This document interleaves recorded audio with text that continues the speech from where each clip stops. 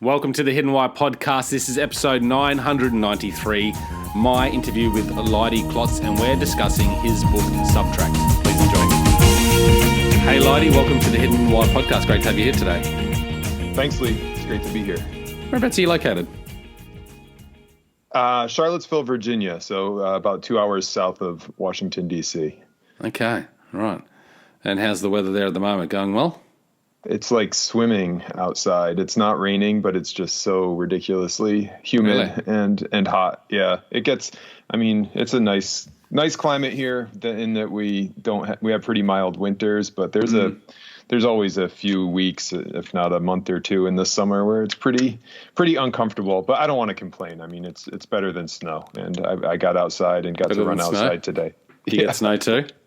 We get snow, but I grew up in upstate New York where there was tons of snow, and that was way worse than being a little too hot for a few months in the summer. Is that right? Okay. Yeah. As an Aussie without much snow here, I grew up in a humid tropical climate, and certainly I love the idea of snowing. Snowing around the house. It's a nice novelty. Like the Probably. First time it snows every year, and you get to go play outside, and it's fun for the kids and all that. But then, when the third month of it, it's just grueling. Yeah. Well, and what do you do with yourself in summer over there? What do you go outdoors or hobbies? You're a swimmer? I try to run, to exercise. I've got a 6-year-old and a 2-year-old, so they are the hobbies right now. So whatever they do, my 6-year-old likes fishing, which is not something that I did a lot of when I was a kid, but now I'm learning to do that. And oh, cool. So that's probably it's an awesome thing to do with your kids. Yeah. You got boys or boy and girl? 6-year-old boy, and then the 2-year-old girl. Oh, you work that well. Yeah. That's cool. Well, you've got this new book out called Subtract, the Untapped Science of Less. How's the book launch going? It's great. I mean, this is my first book with a popular press, and it's just been amazing to think that people I don't know are reading something that I wrote. I mean, that's really fun, and to see, to hear how it's helping people is really, really neat. To get an email from somebody who read it and says, "Hey, this helped me. This helped me think about how to manage the relationship with my mother better." And and then also I'm getting these cool emails from some of my kind of intellectual heroes who I'd never met, but I'd learned a lot from their work. And, so people like Bob Sutton, who wrote the No Asshole Rule, and a bunch of other books. He's a Stanford professor. He emailed Adam Grant, who wrote Think Again and blurbed my book. So Bob emailed Adam to ask for an introduction to me. And I'm like, guys, I'm pretty sure if either one of you had emailed me, I would have email responded. But it's just really cool to see Bob saying like, "Hey, this is a really neat idea. I learned a lot from your book. Could we talk about it?" So those things have been really cool. fun. Yeah, and these conversations, quite frankly, are one of my favorite things about it, because I think I get to, like the conversations I'm having with you right now, I get to hear from smart people who are thinking about this from different angles than I am, and it's just an incredible learning and growth opportunity for me that I'm trying to soak up as much as possible. So overall, it helps you to, I guess, evolve your ideas, doesn't it, when you have a chat to other people about your work? But that's what you do. You're a professor and you write, many articles, don't you? Yeah. But most of the time I'm writing articles for a subset of people who already knows what I do, right? And already thinks the same things I think are important. And so this is like communicating to just as smart an audience, but an audience that doesn't have as much experience with the things that I'm talking about. So that's the part of it that is different. But you're exactly right about the workshopping thing. I've got to think that out for my next book, because I've gotten so many great examples, or examples that I totally would have switched one of my examples that I wrote about in the book out for. And I don't know, I think about like how comedians do it, where they go on tour and like workshop their best jokes and then kind of fine tune it down to a show. I think this kind of happens in reverse, especially when it's your first book. It kind of gets out there, and then you get even better ideas. I mean, the ideas in the book are good too, but yeah. I guess that's why they have second and third editions of books, maybe. Yeah, that's a possibility. So what's your profession then? You're a professor at the University of Virginia. Yep. And what do you do there? So I'm an engineering professor by training, okay. but I'm really interested in design. So like the thought process of design, and design broadly construed. I mean, I started out with, What do you mean by design? Yeah. Like design of buildings and okay. Yeah, I mean that's how we start as engineers, right? Buildings and things like that. But then it was more kind of like, okay, well, the same basic thought process that goes into how we, change a building or a highway from how it is to how we want it to be is essentially what we're doing a lot of time in life. Even if we're changing our calendar from how it is to how we want it to be, or if we're changing our ideas, our routines. So that broad definition of design is what I'm interested in. And I often study it in the context of, buildings and stuff. But the book is about this idea of subtraction. And that's something that I've studied in a much broader context and is relevant to everybody. And that's why it became a book. Is that why you wrote the book? Is it to do with the design process and how less is better when in that phase? Does that make sense?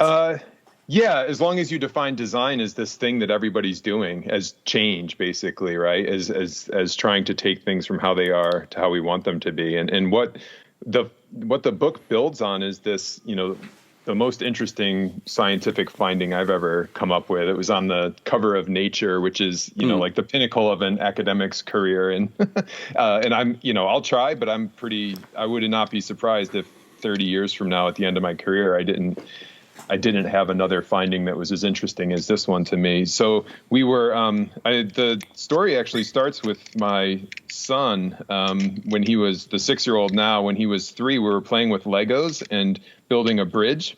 And the problem we had was the bridge was not level. And so I tried to fix the problem. I started to get a block to add to the shorter column on the bridge. And by the time I had done that, he had already subtracted a block from the larger column and made the level bridge by taking away, whereas I had kind of only thought about adding. And, this is something that, like you said, it's interesting. Part of design. I had always been interested in it, so this wasn't the first time I started thinking about it, but it gave me a really kind of tangible representation of what I was thinking about, and that's what kind of kicked off the tens of thousands of hours of experiments I did with my colleagues to show that, in fact, what happens when people are trying to make change, whether it's a Lego bridge or whether it's a travel itinerary, whether it's a recipe, whether it's your calendar, whether it's random grids on a computer screen, we behave very similar to we think very similar to how I thought in that moment, which is we first think, hey, what can I add to this thing to make it better?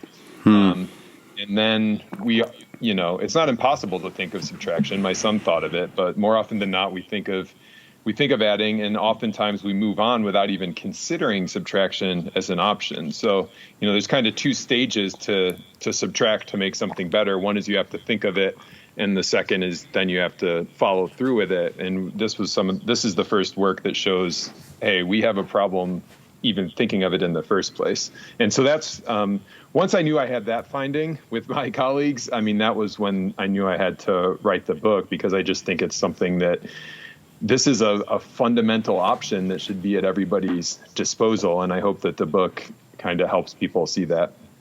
Yeah. So the goal of the book, if you were to pick up it and read it, would be what? I hope it rearranges people's mental furniture to help them see subtraction more often. Some people will be like, "Oh, Leidy, he's pro subtraction," and I don't care. I like adding, I like subtracting, but I want people to have all their options. And so the goal of the book is to help people see more of their options across all of these different contexts. Because I'm sure, there's so many contexts that it can be applied to. Yeah. Exactly. Yeah. And, and there's a lot of great gurus out there who are, telling us how to subtract in specific contexts, right? So like Greg McKeown, Cal Newport talking about digital minimalism, Marie Kondo, tidying closets. And this book is kind of complements those in showing the science of why we need that advice, and then also kind of helps people broaden it to contexts that nobody else knows about. Yeah. Yeah. So along the line, like I just had Greg McKeown on the show about essentialism. Exactly. Yeah. The boys from Minimalism, they talk about the topic. So along those sort of lines, but yours is a more broad theoretical thing that can be applied to, I guess, in many contexts in life. Yeah. Whether it be work, a relationship, a routine. Yeah. Mm-hmm. And also, I think the other thing mine does, for better and for worse, I mean, if you're somebody who's interested in understanding the science of why this is happening, and if you're somebody, like me, I learn better when I know like the why. Yeah. And so my book has the first half of it is very focused on the why this is happening before it gets into how to make it better. Well, let's start there. What is the science behind doing less or having less or being, I don't know. Is it doing, having, and being less? Yeah. Can we be less? I mean, is that a thing that we aim for? We could, yeah. I mean, I think it's, if you think that's an improvement for what you're trying to be, then you could aim for less. I think the science goes, the science goes back to kind of thinking about it, right, and then choosing it. And following through with it, right? And so the experiments I talked about, the Lego bridge with my son and all the subsequent stuff, shows that we systematically are less likely to think of it. But then even when we do think of it, there's lots of scientific reasons why we don't choose it. I mean, one is just this desire we have as humans as animals to display competence, right? To show that we can impact the world. And this is something that from a famous example is bowerbirds building their ceremonial nests, right? They build the males build these nests. The females go around to look at the ceremonial nest, decide who to mate with based on those nests. And then the females go off and build their own nests to shelter the children. So the nests that the males build don't serve any kind of shelter purpose, but they show that the male who built the nest is effective at interacting with the world. They have competence and being able to effectively interact. That's fascinating, yeah.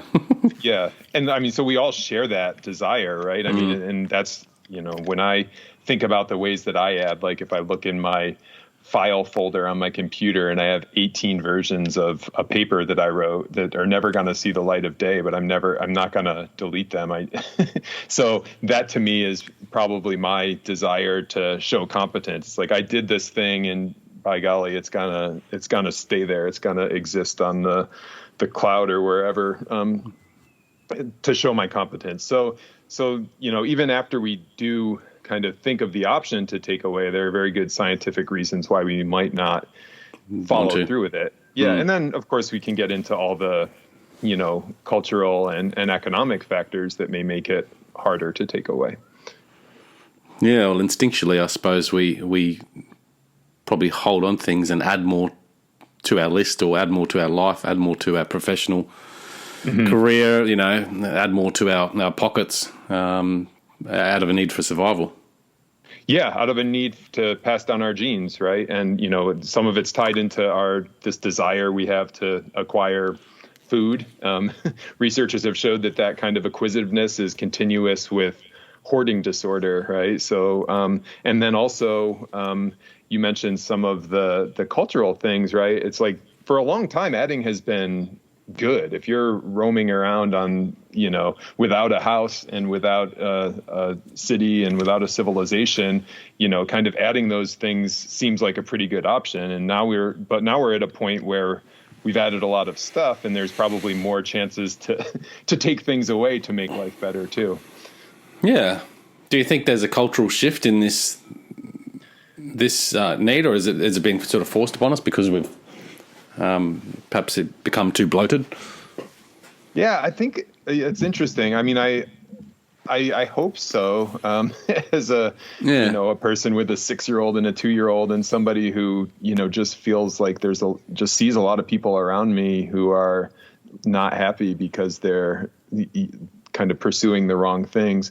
But yeah, I don't know if now will be seen as this pivot point, but it does seem like the more we've added a lot, right? And so these opportunities to take things away are more and more, and it seems like we can take more advantage of those. And also, I mean, the pandemic, you wonder if that kind of might stimulate it a little too, because, it's obviously this horrific cost, but it has been a tremendous break from our normal routines. And if we can at least analyze, okay, 80% of the stuff that happened during the pandemic, we absolutely hate and we want to bring back as soon as possible. But there's some things, like for me, work travel, for example, it's just so obvious to me now that 90% of the travel I was doing was completely useless. And in fact, detrimental to my work goals. And so I don't know what those things are for everybody is different, but I think the combination of having added for a long time and having all this kind of untapped potential for subtraction, plus people not using it, plus the pandemic, maybe now will be a pivot point. Plus my book, right? That's going to definitely pivot people. Right? Yeah. The awakeness of society, this mindfulness movement and becoming more aware. Yeah. And I think maybe there's a push for a deep sense of purpose and happiness, which is, I guess, what I really always talk about, and that's perhaps because I'm trying to fill a void. I'm not sure. But this idea to subtract from aspects of life certainly, I think, can add value to your life in very profound ways. And I always give the example. I went to Japan with my family. Uh-huh. I packed up the kids and the wife, and we went to Japan and lived there for 2 years. And we basically went with a few suitcases, and that was it. Uh-huh. And lived very basically. We had a house, and it wasn't anything too special, but it was lovely nonetheless. It was a house. So we felt quite privileged with that sense. And I remember just, I think I was jogging or walking along this street one day in a rural town through these rice paddies, and I just had this clarity of contentment. And I really bring it back to just having and doing and being less. Mm-hmm. How old were your kids at the time? They were 1 and 3 or 4. Okay, interesting. That's wow. That's impressive that you achieved that feeling with a 1 and 4-year-old and around. So, but yeah, I do think, when you think about, I meditate now. I've started doing that, I guess, the last 4 years. And what does that look like for you? Well, it's just the kind of Headspace app, and sometimes I'll go on YouTube and see if there's anything that piques my interest. But I think it's just this dedicated time, right, where I'm not inundating myself with adding information into my brain, and giving myself time to either not think about anything or I'm not good enough at it yet where I don't actually think about anything. There's definitely thoughts that come in, but they're different thoughts than I'd be having if I was, still kind of listening to a podcast and checking my email and, seeing what people said about the book on Twitter and so on and so forth. So it's, I think that, that's a very subtractive activity in the mental space. And again, it seems like it has gained in popularity recently, probably as a reaction to the abundance of adding opportunities we have when it comes to information. Yeah, I mean, it's once you have that level of awareness through a practice like the one you do, you can bring more awareness to the moments in life. And so instead of being so overwhelmed and busy, which we all are, like we all just seem to, put more on our plates all the time, thinking it's somehow going to make things better, and it often doesn't. Yeah, and that's something that actually ties into the one of the scientific things we found in the research. It's this like reinforcing feedback loop that puts us in a trap. And one of the things we found in our research was that when people were cognitively overloaded, they were even more likely to kind of default to this adding mindset, right? which makes sense. You're just kind of going with the default setting because you don't have time to think. But so if the problem is that we're adding more and more and more information, and it's hard to break out of that cycle, because the more information we add, the more likely we are to add more, because we have less bandwidth to think about what it is that we actually want that will make us make us happier. And your story of Japan is, it just sounds really nice now because, my question to you as I'm reflecting on it was like, wow, how'd you do that with kids? And it's like, my question should have been, how do you not do that when you have kids? Because those are the moments you never want to forget, right? And if you, it's an example of, this is an incredibly busy time in your life in terms of tasks that you have to do and, things to think about, and what, there could be a tendency to think during that time, hey, I need to, I'll just buckle down for these 5 years and then I'll start meditating after my kids get out of the house or whatever. But it's actually the opposite. That's even more critical during those busy times. Well, culturally, that's the way we're brought up, isn't it? Like you go through your education and then you get a job and you work hard and then you're 60 and you retire and spend your time doing things that you might enjoy. But it's not the way it's done anymore.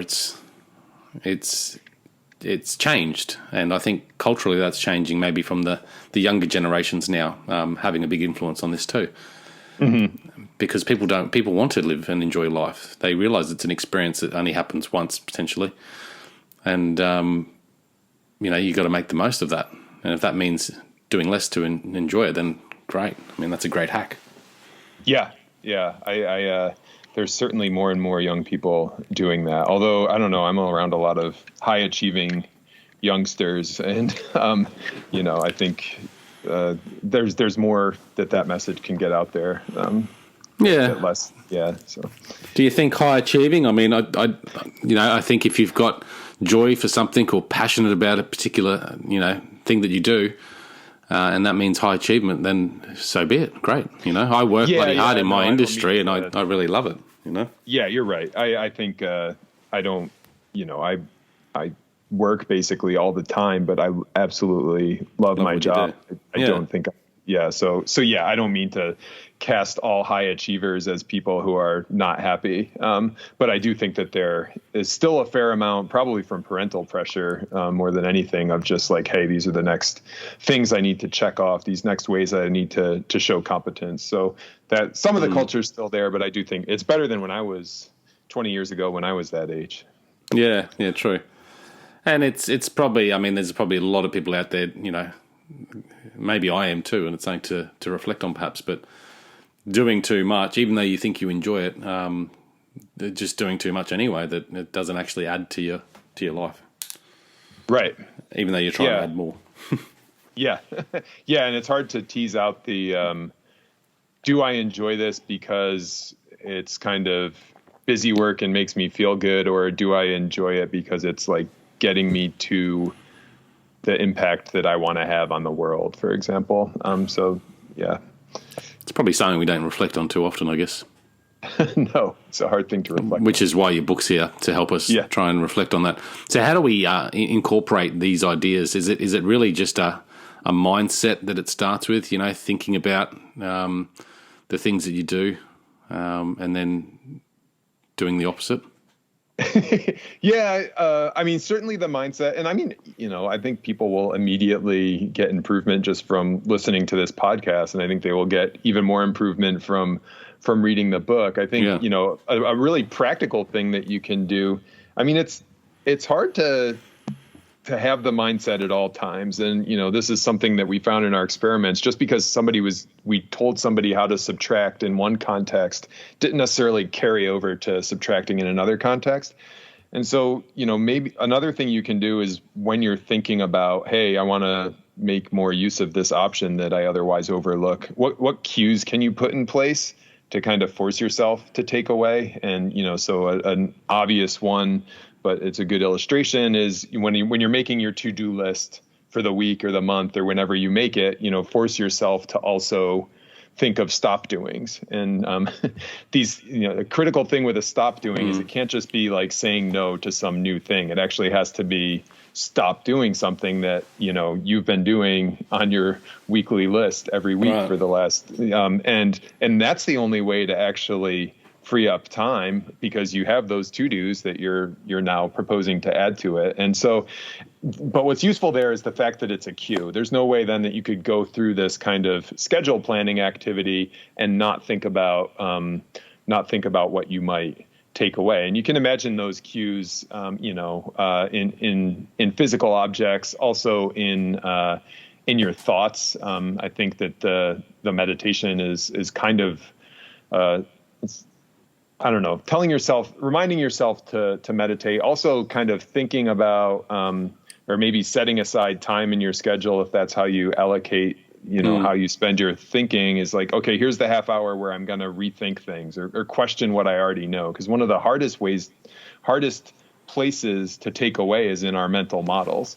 We build these models of how the world works, and it's just really hard to change them. I mean, education scholars have given up even trying. They just say, okay, well, we can't change the mental models that people come to us with. We need to just kind of work with them and help people adapt them. And so it leads to things, one of the examples I use in the book is, it's a funny example, but we all do the same thing. So my son, when he was about, he's probably 5, he still believes in Santa Claus, but we were talking about, he got Legos for Christmas, and he goes, well, what happened, Dad? How are these from Santa Claus? And I said, what do you mean? Santa Claus knew you liked Legos. And he said, well, how does Santa Claus have the plastic? I just thought he had wood up at the North Pole. And I said, for things like Legos, Santa Claus works directly with Amazon. And, he was perfectly happy with that explanation. And we all do that to a certain extent, right? It's like we come with this preconceived notion, right? He believes in Santa Claus, but he also believes that he's just seen these movies of Santa Claus working with wood. So, and then he knows about Amazon. And so if I can combine those two things, he's like, okay, that's cool. That's easier. I will accommodate that belief that Santa Claus works with Amazon rather than question the notion that there's this guy up at the North Pole who's bringing him Legos. And so, we all do a version of that. And we'd be a lot better off if we could actually sit down and say, okay, what are the things that, I'm kind of building my knowledge on that I question or that I want to subtract from my mental models. And so again, putting cues in place to do that is a good way to make sure that you don't overlook it. Yeah. I love that. Santa Claus and Amazon. That's so it good. Worked. Yeah. I've lost my train of thought now. We're still going. There's another awesome example of this. The classic, since you liked that one, the classic psychology experiment was just brilliant. This guy, Leon Festinger, he wanted to see how people's beliefs changed when they were presented with evidence that contradicted their beliefs. So essentially the same thing that happened to Ezra. And so he joined a cult, a doomsday cult. And it was a brilliant plan, because if the doomsday didn't come, he has this great experiment. But if the doomsday does come, he's covered because he's in the cult. But what happened, he joins the cult, and then midnight of the doomsday comes, and the cult members are sitting around saying oh, well, okay, any moment now. And then it was 5 minutes after midnight, and they're debating what's the official clock of the apocalypse, basically. So they're saying, okay, well, no, that one must be wrong, or it's behind or something. We just hang on here. And then they sit there, and it becomes, 4 or 5 in the morning, and the cult leader just said, kind of makes this statement that it worked. Our belief was so strong that we headed off the doomsday. And so, again, we don't all do this at the same degree that cult members and Ezra do, but it's really hard to kind of subtract our existing beliefs, even when they're shown to be wrong. Yeah, that's great, isn't it? I guess we operate on this biological default network, the neurological default network, or whatever they call it, and that's how we operate. So if you can bring awareness to that, then you can switch to the task. I just interviewed this guy Fleet Mall, and he talked about the task positive network. Okay, and that's by bringing attention to what you do. And I think with the subtraction idea, that's what we need to do. We need to bring attention to it. And do you recommend a practice of, I feel that this could be something that you do every morning. You look at, what your day looks like and going, okay, well, what can I subtract from this? You could bring attention to perhaps your typical workout routine and go, what could I do differently here? or subtract from this to make it better or easier? Yeah, certainly. I mean, so, those types of reminders. Also, another thing that would work that would draw your attention to it is doing repetitions, right? Of, okay, here's my first instinct of how to solve the Lego bridge, which for me was adding.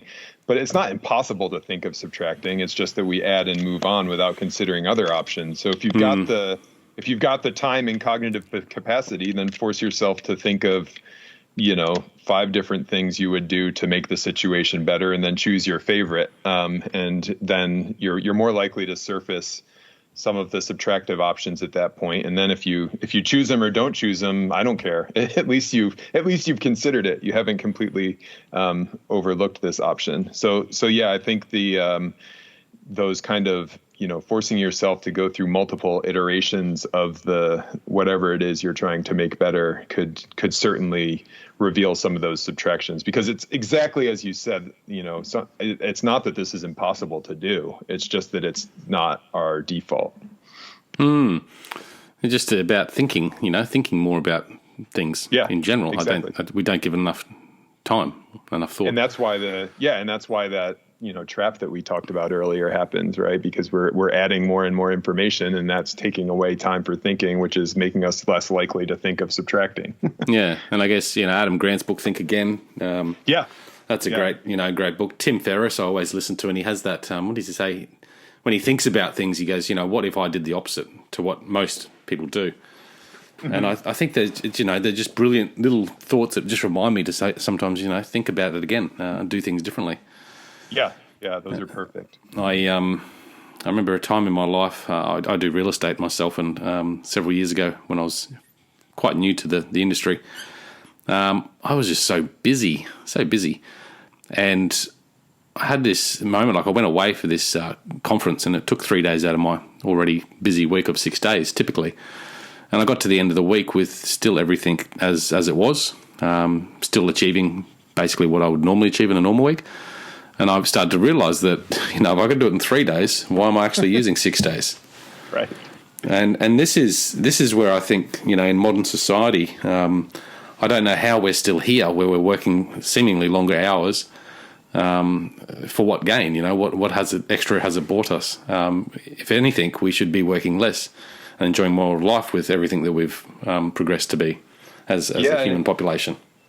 And it's interesting too, right? Because we're proud of it. Like we brag about how busy we are, right? And I was in doing research for the book. There were some cultures like in Italy. I don't know if it's still the case, but a while back, people, it was like a pride or like wealth was displayed by leisure, by the fact, hey, look, that guy must be really rich. He never is doing anything. He just walks around and does whatever he wants all the time. And but that's not the way it is now. It's like we talk about, I'm working 6 days a week, right? And I've got all this stuff that I'm doing. The other example there is, and it reminds me of your trip to Japan too. In academia, we get if it wasn't already a good enough job, we get these sabbaticals where you basically break away for half a year, and you still do all the important stuff, like the thinking and the research and the writing, and you even do some interacting with students, but you get rid of all the crap. And one of the most noticeable thing from my sabbatical was exactly what you said. It's like all this stuff that I was doing, I just didn't do it for 6 months, and absolutely nothing bad happened, right? Like my department didn't fall apart because I wasn't on the such and such committee or whatever. So I think at an individual level, but also at an organizational level, there's a lot of things that we just keep doing because we've always done them. Well, there's a level of guilt involved there, huh? Yeah, you're right. And that's one of the things. There's this great research by Leslie Perlow. She's at Harvard Business School, and she, but for her PhD research, she studied what she named time famine, and she studied these software engineers who, like a lot of people who work, they said they don't have enough time, and so she went in and studied what they were doing, and she broke down their tasks into these categories, and I forget the specific names of the categories, but one was basically the actual work that was contributing to the bottom line of the software company, and then there's this one category of tasks which was basically tasks that they were doing because of this feeling of guilt that you're talking about. They're like, I know that I'm not going to contribute anything productive to this meeting, but if I don't go, I'm going to feel bad, for my coworkers, and everybody's doing that same thing. Right. So, the feeling of guilt's really natural, but at the same time, somebody, if everybody comes together and thinks about it, it's also really damaging to kind of keep following that behavior, because everybody's just doing it because they feel guilty instead of because it's useful to what the organization or whatever the group is trying to achieve. It's interesting, isn't it? And we just follow the like having a sick day, Yeah. In big companies that I used to work for, it was just like, have a sick day. You've got all this sick leave, but then you're frowned upon if you do it, and you're just like, oh, well, that just is really idiotic. The idea of it is so people can actually recover and be better for our workplace as well, and actually not infect other people at the same time, which would be ideal, but not the way we treat it. So, mate, what do you have any routines or rituals that you believe contribute to your success in what you do? The biggest one is I chose good parents. That was the biggest Yeah, one. Nice work. How did you do that? I think I'm very regimented, as my wife tells me, and I think, but I do think that that's contributed to my success. And that's been hard with the kids because they break you out of that in mostly useful ways. But I'm a big hey, this is. Go work out first thing in the morning, and then I'm on my computer doing my kind of deep thinking work, and then it's trying to only check emails once a day. So being very regimented is something that helps me a lot. And I think the other people that I'm around in this profession that are successful and happy, I think, are kind of share those traits oftentimes. Yeah, I like that. What do you use, or what's your definition of success? I think, I guess it's this, the most good for the most people over the most time. So trying to have a positive impact on the world, and, and that happens in different ways, right? The book is like, okay, this hopefully makes a small difference in a lot of people's lives. And when I'm a parent, I'm trying to make a big difference in a couple people's lives. And so that's how I kind of filter all the stuff that I'm doing when I'm, sitting down and thinking about how I'm going to prioritize using my time, is how do I do that for the most people? Because again, I feel, I was blessed with good parents, and I've been put in a position where I can think about things like that. There's a lot of people in the world who can't. And so I feel that that's kind of my societal obligation, and also just is what ultimately at the end of the day makes me happy. If I look back and think, okay, this is amazing. I got to share with Lee and his audience, and I bet there's somebody, somewhere who used some of these ideas to make their life a little bit better. And it's like, okay, good job, Leidy. You accomplished something today. That's good. Yeah. No, I like that. What advice would you give your 20-year-old self? I was, I think to not think that anybody cares, basically. I think there's this tendency when I was 20 and still now to think that, people are the spotlight effect, where people are paying attention to me and understand exactly what I'm doing and know what I'm thinking and feeling, and are either conspiring to help me or conspiring against me. It's like, okay, some of that might be going on, but I don't sit there and wait for it. And I think was especially prevalent as a 20-year-old, because you're brought up in that, in a very caring environment where there are two people who are looking out to make sure that things are going right for you. And, but in the transition to the real world, that kind of goes away. So that's the advice I think would have really helped me then, and is a good reminder for myself now, because I still do it. Yeah, I think it's one of those things that comes with age too, and actually, the whole topic of less is probably something that comes with age. I think a lot of people get to their 50s, 60s, and start really appreciating what is important about life, and that usually means they actually do less. I don't know. No, you're right. We talked in the beginning about these things that come up, as I go around talking about the book. And I guess I've learned that there's actually like a line of research about people in that age group and, wanting to give physical things away. And I think that's part of what you're talking about is, them realizing, hey, this actually hasn't done what they thought might be able to have done. This isn't the thing that I care about. It's interesting, isn't it? Hey, if you were to be served your last meal, what would you request? I don't care. If I know I'm gonna die, I can't imagine. That's a good answer. Never had that one before. Food. Yeah. So I really feel that way about the last meal question. Okay. What activity gives you the greatest sense of joy? Fishing. Well, yeah. If there's a 6-year-old there, that's pretty fun. And seeing a kid achieve something gives me a great sense of joy. So when my son sits out there for 2 hours and is persistent, and then at the end he finally catches a fish, and to see that joy, I mean, there's nothing that beats that. And then, on a personal level, I get the same joy, task accomplishment, but also, things that have been really hard to do. So yeah, but true. Nothing. You're right. Nothing beats the kid catching the bass after 2 hours of trying. Yeah. What book would you hand down to future generations? I love.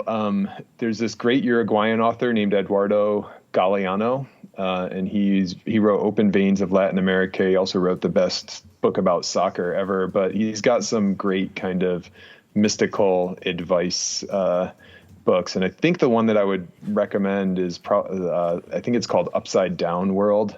So that would be the book. Upside Down World. Okay. Yeah. Interesting. I'll put that on the list. Yeah. Mate, been a pleasure having you on the show. I'll stick a link of the book in the show notes for everyone listening out there. So pick up a copy, have a read. Is there any way people can reach out to you or connect with you and learn more about what you do? Sure. Yeah. I'm on Twitter at Leidy Klotz. I'm on LinkedIn, I think at Leidy Klotz as well. And then, you can find my email on the internet. And if I like talking to people who have read the book. And my parents also, in addition to being good parents, gave me a good Google name. So that's always a good way to find out the latest stuff that's going on in my life. Okay, cool. No, it's been a pleasure. I absolutely love it. All the best with the book and the continuation of its launch. And, mate, let us know if we can ever help with anything. Sure. Yeah, same here, Lee. I really enjoyed it too. Guys out there listening, check it out at thehiddenwhy.com, episode 993 with Leidy Klotz, Subtract, and all the show notes and links will be within. Until next time, peace, passion, and purpose. See you soon. Thanks, guys, for listening to this episode. I hope you enjoyed what you heard. I hope you love what you're hearing. If you like this episode, guys, or any of the episodes that you're listening to here at The Hidden Why, please do me a favor by sharing it. You can share it with your families. You can share it with your loved ones. You can do that by using your favorite social media channels, using the icons on the platform that you're listening to The Hidden Why podcast. Also, guys, if you're a fan of the show, please connect with me. Connect with me at thehiddenwhy.com. I love to hear from you. I love to converse with the people that listen to this show to find out what they enjoy, what they don't enjoy, and perhaps if they have any questions or feedback for the show as well. You can stay up to date with all that I'm releasing here, guys. I do a solo show every Monday, a 3-minute thought every Thursday. I do 2 interviews a week on Wednesday and a Saturday, and a book review every Friday. You can stay up to date with all that by subscribing to my newsletter at thehiddenwhy.com. Just enter your email address there, and also subscribing to the podcast on the platform that you choose to listen to your podcasts. You can also support the show, guys, by using the Amazon links at thehiddenwhy.com. So if you like books, you can get all the books that I review there, and anything else really that you like to purchase through Amazon. So use that link, it helps support the show. And we've also got a deal with Audible, guys. Audible is a fantastic way to listen to all your favorite books. We've got a deal with them so you can get 2 free books when you subscribe subscribe to a 30-day free trial. So check that out again at thehiddenwhy.com. Guys, that's it from me. You know what to do. Go out there, breathe more passion into every single moment. Do everything with greater purpose, and in doing so you will discover your hidden why. This is The Hidden Why. My name is Lee Martinuzzi. Until next time, peace, passion, and purpose. See you soon.